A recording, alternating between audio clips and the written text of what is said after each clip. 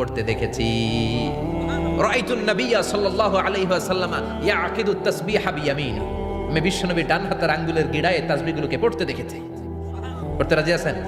ডান হাত তোলেন, এই আঙ্গুলের করের মধ্যে এইভাবে রাখেন, এইভাবে রেখে নামাজের পড়ি সুবহানাল্লাহ আলহামদুলিল্লাহ পড়তে রাজি আছেন? সুবহানাল্লাহ 33 বার, আলহামদুলিল্লাহ 33 বার, আল্লাহু আকবার 33 বার পড়তে রাজি আছেন সবাই? আল্লাহ তুমি কবুল করো। ফরজ সালাতের পরে আমরা মুনাজাত দেওয়ার জন্য পাগল হয়ে যাই। আসসালামু আলাইকুম ওয়া রাহমাতুল্লাহ, আসসালামু আলাইকুম ওয়া রাহমাতুল্লাহ, আমিন ইয়া আরহামার রাহিমিন। আসসালাম নাই, কিন্তু বিশ্বনবী সালাম ফেরানোর পরে সর্বপ্রথম যে আওয়াজটা করতেন সেটা হচ্ছে আল্লাহু আকবার। এরপর 3 বার পড়তেন আস্তাগফিরুল্লাহ আস্তাগফিরুল্লাহ আস্তাগফিরুল্লাহ। এরপর আয়াতুল কুরসি একবার। কয়বার? মান ক্বারা আয়াতুল কুরসি দুবুরা কুল্লি সালাতিন মাকতুবা লাম ইয়ামনাহু মিন দুখুলিল জান্নাতি ইল্লাল মাউত।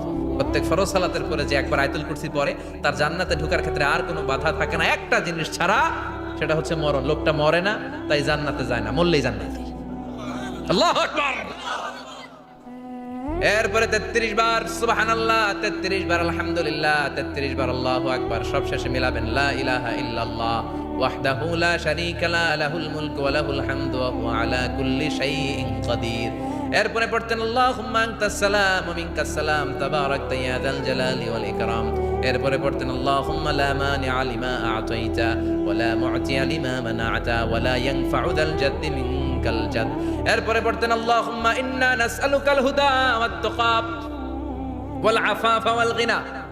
এরপরে পড়তেন আল্লাহুম্মা আ'ইন্না আলা যিকরিকা ওয়া শুকরিকা ওয়া হুসনি ইবাদাতিক। সুবহানাল্লাহ পড়েন।